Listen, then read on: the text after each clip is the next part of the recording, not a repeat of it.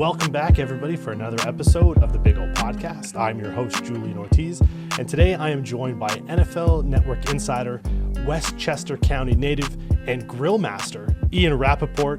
Ian, how are you doing today? What's going on, man? I'm doing good. How are you?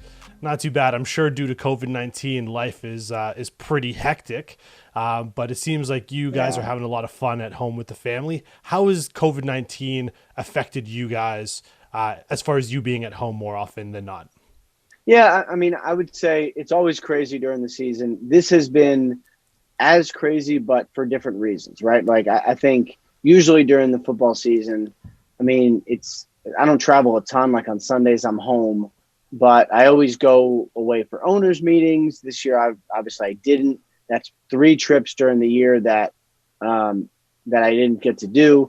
But so that's one part of it. So on one hand, I can kind of focus on work a little more and just be home. On the other hand, the boys are home a lot more. I have two boys. The boys are home a lot more than they ever were. Like they go to school half day, so at 12:30 at least, they're home for the day doing work, but still home. It's led to a lot of juggling. It's led to a lot of time away from work responsibilities, but also a lot more time spending time with them. So that part of it is good. It's been more juggling, but I wouldn't say it's not that much worse. It's just very different. Fair enough. And we're going to note that phone check number 1. The thing is, when you do a podcast with an NFL insider like Ian Rapoport, he's going to have to be glued to his phone. And so I do appreciate you taking the time to talk to us today. Now, for anyone who does follow you on social media, especially Instagram, we've seen the amazing meals created by you and your wife, Leah. Was barbecuing and smoking food always a passion, or is this a new hobby thanks to COVID-19? I would say smoking has been a passion for a long time. I mean, I spent 2 years in Mississippi and 3 years in Alabama. And probably at my time in Alabama, I kind of got real into it. I learned what a smoker was. I mean, I didn't know that it was a thing at all. Right. Before I went down there, you go to some of the great barbecue places and you're kind of like, how do they do this? Like, why are these ribs like nothing I've ever tried? And that was kind of before the whole like smoker, sort of revolution, I mean, everyone wants to have a smoker now. It kind of went crazy. So I kind of got into it then. And one thing I learned is you do not have to be a genius to smoke great meats. Like you just have to kind of figure out a way that works for you and be very, very patient. And I can be patient, especially because I do a lot of things. You set it up and you kind of wait and you hang out and you mess with it a little bit, but mostly you just relax. So I've been into it for a while. And I would say, the one thing that's changed a little bit is my wife is also into it now. So while I will handle like we still at this point have a charcoal smoker, I will handle the charcoal and all that. She will sometimes do the rub, or she will take the membrane off if it's ribs. She will cross hatch it if we're doing the picanha, like all that kind of. So she will kind of get into it too, which I was not expecting. But then sometimes, I got 2 small boys, like I mentioned. I mean, they will, as a way of sort of giving them ownership a little bit, they will paint the barbecue sauce on the ribs. Oh, and there we go. What I found is it makes them much more likely to eat it because they took part of it. So I've always sort of been into it, but recently it's been much more of a family project, I would say. Right. Now, it's interesting because I want to go to your past a little bit. You brought up Mississippi and Alabama. Let's go back to the beginning. So I mentioned, you're from Westchester County. What was your relationship and interest in sports growing up as a kid? I always played. I mean, I played baseball all year round when I was a kid. I didn't play football until I was in middle school, but I played, always baseball and tennis and golf, I guess. Still play golf a lot. And, I would say I got into football in middle school and in high school, I played 3 sports. So I was football, wrestling, and baseball. Oh, wow. And I was always really into sports. I was in sports and writing. Those were the things I liked. So when I got to college, I played baseball for a semester, was cut from the team at Columbia, then became a lightweight rower and did that for 4 years. So I was always, I was very busy. I did a lot of things, always into sports, but always into writing. And one thing I found is to do this job, even the job I have now, you have to like the reporting more than the sports. You have Right. to like the writing more than the sports, because if you think, first of all, you can get another job and make enough money to watch sports. That's not, watching sports is not the most exciting thing. You're Right. also, people think getting into sports is great. Like, you're not going to be hanging out with Tom Brady. That's not what working in sports is. It's just not. That's Um, fair. so you have to like the job more than you like sports. And I always was like that with writing, and I would say I'm the same way with reporting. Now it's interesting because you mentioned you went to Columbia University and you studied history, right? Like that was the plan, and then the idea Mm-hmm. you were going to go to law school, Mm-hmm. and then somehow writing for the Columbia Daily Spectre sort of changed the trajectory just a little bit of what you wanted to do, and sort of led you down the path of focusing on journalism.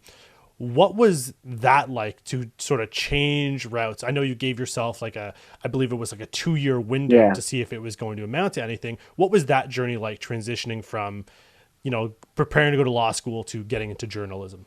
Yeah, I mean, it was, first of all, it was great because I found something I liked. And one of my like sort of guiding principles in all this, it's really not very complicated. It's just find something you like, Right. and if you do something you like, you will do it better. And I think that's one of the things, that's one of the things that always has stood out to me is people always ask, what should I major in if I want to be a reporter? I'm like, find something you like and do it. If you major in something you like, you'll do it better, and you go out to a job and you'll learn how to do it, I guess. So I majored in history because I liked it. I liked the stories, just liked it. And I wrote for the Daily Spectator because I like to write. And what I found was I like seeing my name in the paper. I like seeing my face in the paper. I like people around campus recognizing me. I like the interview process and the research process. There's a lot of fun stuff. And so I think all that was good. I got out of college, and yeah, like you said, I basically gave myself 2 years. Like, all right, if I can make a career out of this in 2 years, and I was working part-time at the Journal News. That was the best I got out of college. Um, making less than $25,000 a year, living in my parents' house. Like, if I can get a real job from this, then I'll be good. Otherwise, I'll go to law school. And about 2 years, very close to the day when I started, I got the job at the Clarion Ledger in Jackson, Mississippi, and I was like, okay, I can be a reporter. This is good.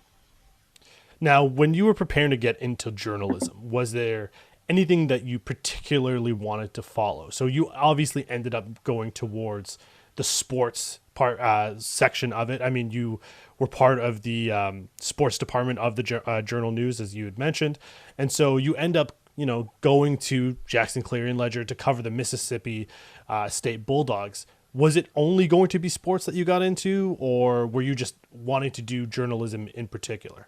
It was only going to be sports. And I was like, all right, here's what I want to do. I want to be a sports reporter. I want to cover a team.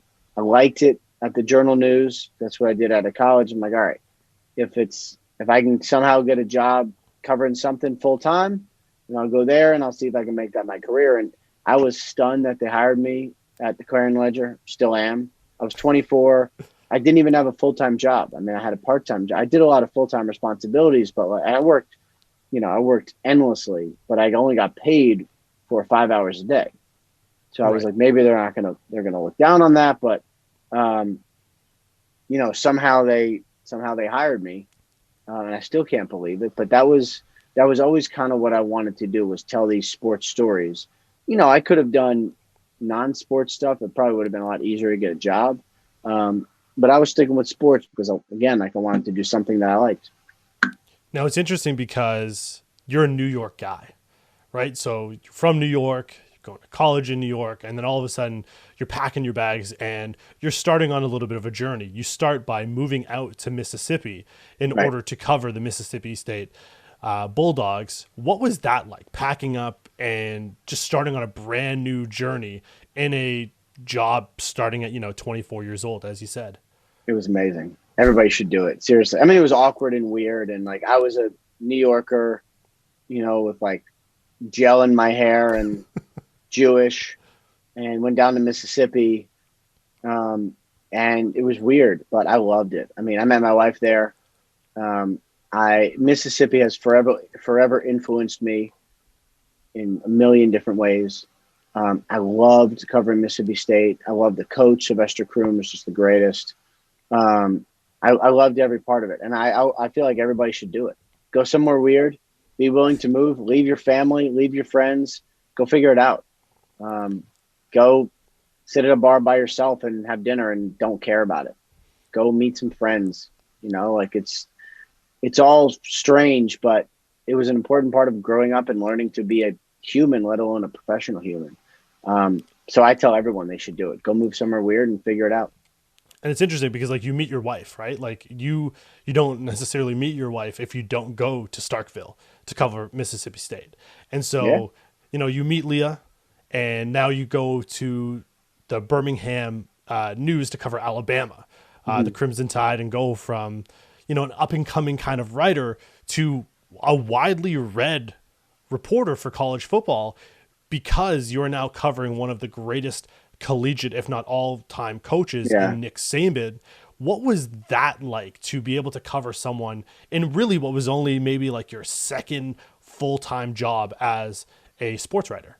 Well, that was another one that I thought I had no chance of getting. It was crazy. Like that was a very, unlike journalism, message boards and stuff, like that was a very widely discussed job opening. And I'm like, I got no chance, and I was young. I was, much younger than everyone else on the beat at Alabama. Everyone was in their 40s and I was still 26, but it was interesting too, because when I got the job, it was Mike Shula, just a regular old coach. It was fine, but, and it was good. I was really happy. It was a good job. And then Nick Saban got hired and my world exploded and I became like one of the most widely read writers in the country. And I wasn't totally ready for that, honestly, but I figured it out. I mean, it's what happens. You either figure it out or you don't, and I figured it out. And it's also, one of the more ridiculous things about journalism is it's almost like if you cover a better program, you get considered to be a better writer. And I don't know why. It's just always the way it is. Right. So I became a big like journalism prospect. I was doing a good job. Don't get me wrong. Breaking a lot of stories, writing good stuff. Don't get me wrong. But covering Alabama, everyone took a much harder look at me because it was Alabama. When in reality, like if I was covering Vanderbilt, probably would have been the same. Now I will say this, like dealing with the pressure of covering Alabama will prepare you for literally anything. So that should not be overlooked either. Which is interesting that you say that because like on the progression of your journey, you go from, writing for your college, Jackson Ledger, then you go to Birmingham News to cover Mike Shula and then Nick Saban. And the next step on the journey is just as crazy, if not even crazier, when you start working for the Boston Herald to cover the New England Patriots as their beat reporter. And so now you go from someone who's breaking news like Nick Saban, who always has something to say, to the Fort Knox of all head coaches in Bill Belichick. What was that transition like, going from being able to turn a soundbite into a major story to trying to just find a lead into a story because Bill Belichick keeps everything very close to the vest? Not as different as you would think. And actually, when I made a big pitch to the sports editor at the Boston Herald, a guy by the name of Hank Hernowitz, and my pitch was, they said you needed NFL experience. I obviously did not have any before covering the Patriots, and that was hard. It took a full year to really learn like how to do it. Who are the agents? Who do you need to talk to? How do you find out an agent's phone number? How do you small talk with players at their locker? Like, what do you say? What do you talk about? There's a million different things. What are you watching for? A million different things about covering an NFL beat that I had to figure out. But there was definitely some similarities because, Saban talks a lot himself, but no one else talks in his program. So you had to find ways to get news without using assistants as sources, without anyone in the program talking. How do you do it? Right. A guy gets injured, you think, or a guy's transferring or leaving the program or there's violations, like how do you get it? And, that's one of the things I used to cover the Patriots is how do you figure out how to get info when no one is offering it to you? And that skill was an extremely important one that I kind of honed at Alabama. And that's interesting because like that skill that you're talking about is extremely important for someone breaking in, right? You don't necessarily have the ins and outs if you're just getting into it. As you said, getting to know agents, very similar to people who are doing podcasts now. People are a little bit more accessible with, email information or text information on their profiles. But for people to navigate as a relative nobody, to get in touch with some people, you have to find the ways to sort of finagle it and at the same time create a bubble of trust, because it would take one incident for you to report something out or misspeak about something for you to lose an entire locker room. And for someone like you, like, there goes your job, because no one's going to talk to you about anything. What was the best relationship in your time covering the Patriots that you had with either a single agent or a player or a coach that really helped you elevate your game as a reporter? Well, I would just say covering Bill Belichick taught me so much. I mean, it's incredible. And he and I had a good relationship. I wouldn't say we were best friends. I don't know if he's best friends with anyone, but we definitely had a good relationship. And two things I appreciated about Bill, still appreciate. Oops, that was me. Sorry. Two things I appreciate about Bill. One is when you ask him a football question, he will tell you. Like, he will really tell you. And, sometimes it takes a while, but if you really want to learn about football, like, he'll talk about football like you've never heard it. I always appreciated that. Like, people see him at the lectern post game, and he's kind of, he's not like that in real life. He really is very expansive and interesting. And then the other thing is, when you requested him one-on-one, you could usually get him. That was what I was surprised about. Like, hey, look, I'm trying to report on this topic. It's a little sensitive. I'd rather not ask in front of other reporters. Can I just get you off to the side? And I'd be like, yeah, you get 5 minutes, And so I would always ask. I asked for a lot of things, but, I always appreciated that with him there. You see him at the lectern one day and he kind of looks like, he doesn't want to talk to anyone, but if you really take the time to try to figure it out, he'll be very accommodating. I like that. And so you now go from collegiate program to collegiate program to the NFL and covering the Patriots. What inspired the jump to go from a beat writer to being on television for the NFL Network in 2012? They called. I had no interest. Not that I had no interest. I didn't even know it was something you could be interested in. I didn't know it was a possibility. I had done TV a little bit locally in Boston. You drive over and you sit for 10 minutes during a segment and talk about the Patriots and whatever. I did some of that. It was fine. I liked being on TV fine. I didn't aspire to be. I just kind of did it. And make a little extra money. Like, it was great. NFL Network called and interviewed me, and then the interview went well. At the Super Bowl, the interview went well, and then they tried to hire me, and it was all very strange. Like, I remember so vividly leaving that meeting, which I didn't even know was a job interview, at the Super Bowl with the NFL Network executives, and calling my wife and being like, I think I'm crazy. Something's happening here, and I don't know, but I know they talk to a lot of people. I get it. But that was something might have just happened. I think we might have to move.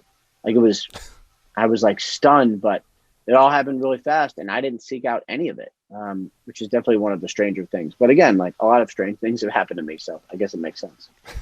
That's got to be when you don't even know that you're being wooed. That's got to be, one of the best experiences, especially for someone who didn't really start out in journalism, and to have a lot of these things happen in what looks like a very short period of time, right? Starting in 2004 all the way down to 2012, you're 11 years deep, and you're working for some of the biggest programs covering the biggest stories. At one point, did you know that it was going to just be football? That even though you played baseball and you played other sports, that football was then going to be the focus moving forward? When I got the Patriots job, and I'm very fortunate to cover football. I love football. I was probably a bigger baseball fan growing up, but I love covering football. The build up to the big game, you really get way more into the game planning, breakdowns, X's and O's. Everything is much bigger in football because there's less of it, right? So one play becomes a bigger deal because there's not that many of them. Hold on one second. Don't mind me. I'm going to tweet something. Just hang on. There we go. See, this is what happens when getting to podcast with an NFL insider. He's got to still do his job. Breaking news right now on Twitter. This one. Joe Burrow had surgery. There we go. Successful surgery. All right. Anyway, so I was, I covered one great thing. I still love it at Mississippi State and at Alabama was you covered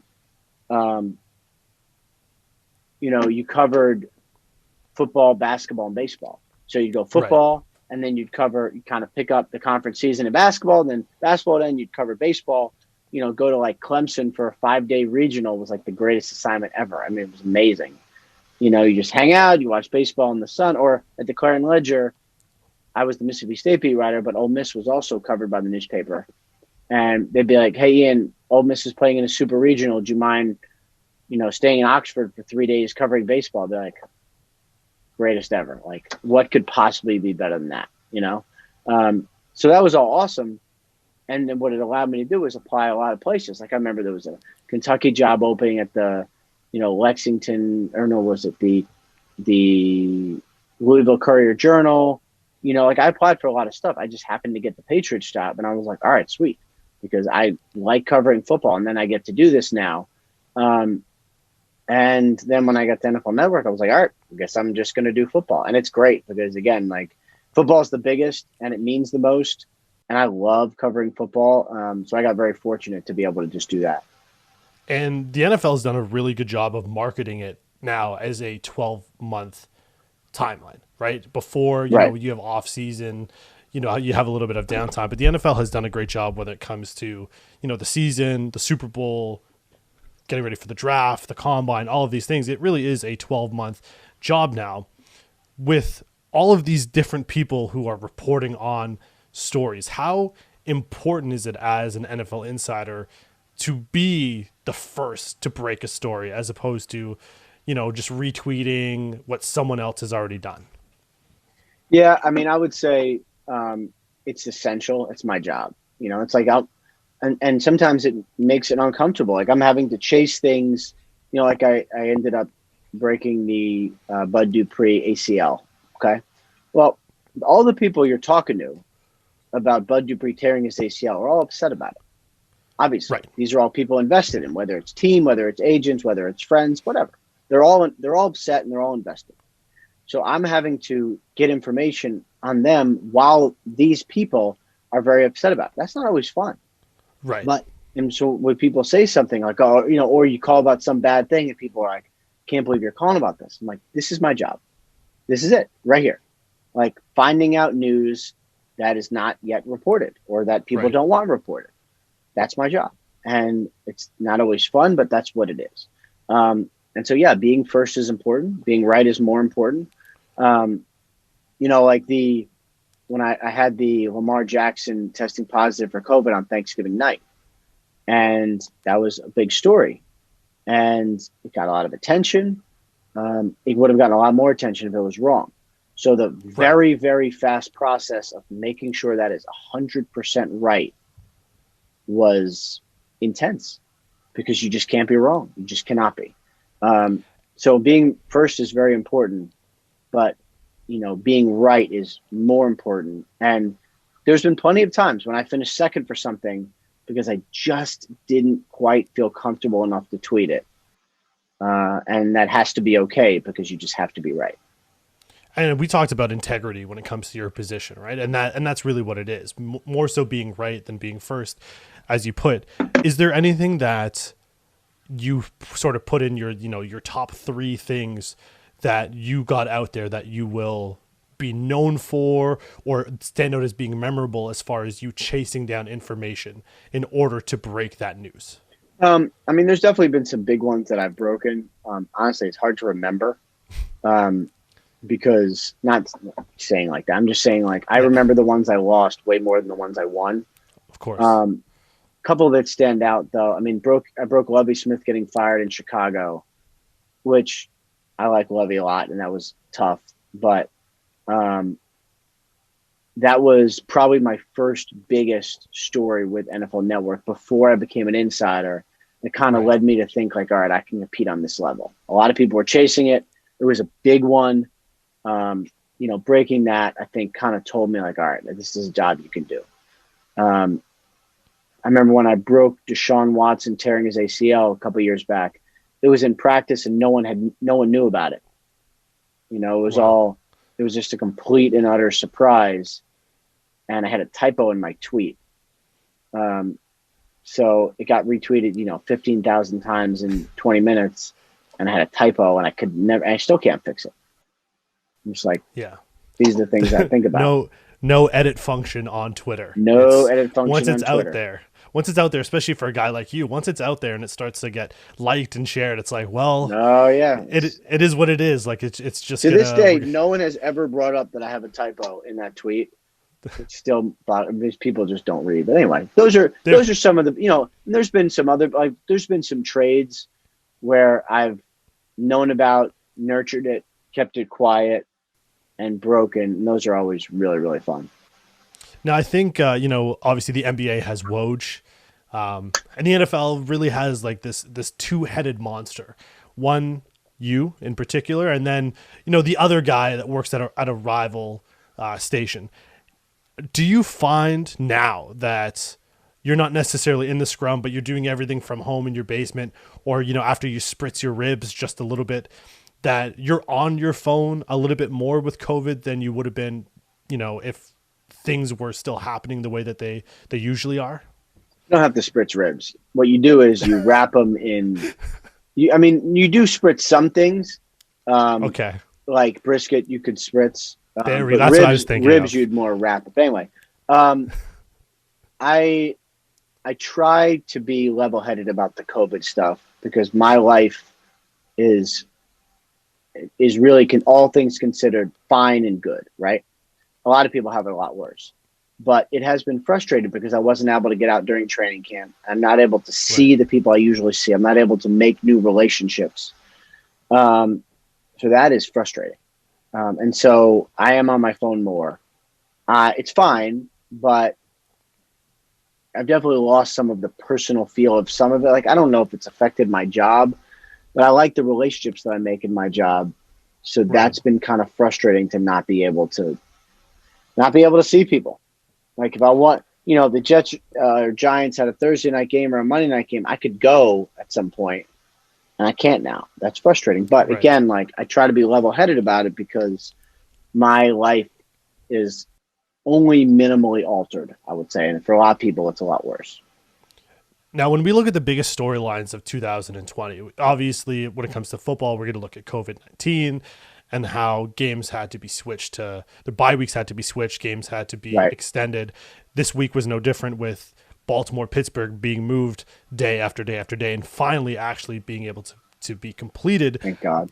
Looking back at just, where we are now to where we started, what would you say has been the biggest storyline as far as how the NFL has been able to adapt to the situation? I think to me, the biggest thing, well, two things. One, the NFL and NFLPA are working well together, better than I've ever seen them, which is amazing. Seeing them do this, be in lockstep on these protocols has been fantastic. Things have gotten stricter and everyone has adapted to that. And that has helped keep this thing going. That's been good. The other thing that stands out to me, maybe more than anything else, is everyone has been flexible. Like there was a football game on a Wednesday afternoon and everybody was fine and played. No one says like, oh, disrupts my practice schedule, or like I don't get my lift in when I wanted. Like, look, man, it's 2020. Like, who cares? Whatever you had planned, it's probably going to change. You won't be able to practice like you want. You have to practice in masks. Yeah, it all sucks. But let's just play football and be safe. And seeing everyone kind of adapt to that has been impressive because these are not always, not everybody always wants to do that. So I think that has been really a really cool thing to see. And it's been great because we haven't had to see the cancellation of games to this point. We're knocking on wood. And so, obviously 2020 has been a strange year. What do you think the NFL looks at doing if you had to predict the future in your crystal ball? Do you think that they change anything if we're in a similar spot come 2021 for next season? I know there were talks about, bubbling teams or finding ways to better isolate teams when they're on the road or traveling. What would you think would be the logical next step to improve on how 2020 went? Yeah, I don't think it's gonna be like this in 2021. I think what's been amazing is how they've adjusted on the fly, cut down on travel, parties, masks on the sidelines, intensive protocols all the way through. It's getting worse in the country, and football's feeling it. But yeah, doing the intensive protocols, making sure that guys don't get near each other, except when they're practicing and they're wearing masks, like that works. It all works. You just got to do it. That's one thing Dr. Alan Silsa said. Like 90% doing it is just not good enough. Right. So I would say they've adjusted on the fly and figured it out. And, look, hopefully we're not in this situation next year, because if we are, oh my God. Well, so it actually brings up my last thing that I want to ask you about before we let you go. You've talked about writing a book. If you got the time to sit down and be able to do it, has COVID-19 with a little bit of different time, I don't want to say free time because it's not really free. Right. Have you started or given any thought to really sitting down, putting pen to paper or on your keyboard and getting to write that book? Yeah, I would really like to. There's a couple of different things in my head that I've thought about. And, I've met with some book agents and editors and other people. Problem is now, like, not that it's a problem, but the kids are always around. So there's not a lot of there's nothing to do but sit there myself. Cause like on Tuesdays are usually my day off during the week.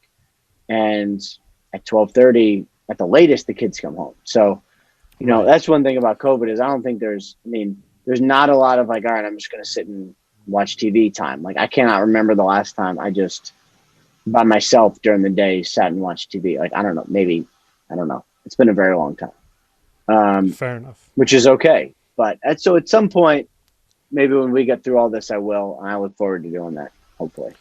Yeah, we look forward to hopefully being able to read the life of an NFL insider from coast to coast with Ian Rapoport. Listen, I just want to say thank you for your time today. You can follow Ian on Twitter and on Instagram at @rapsheet. You can see Ian every Sunday on NFL Network's NFL Game Day Morning at 9 a.m. For my guest, Ian Rapoport, I'm your host, Julian Ortiz. Make sure to subscribe to the show wherever you get your podcasts, with full episodes available on YouTube. Thank you, Ian, for your time today. Stay safe and have a great day, everyone.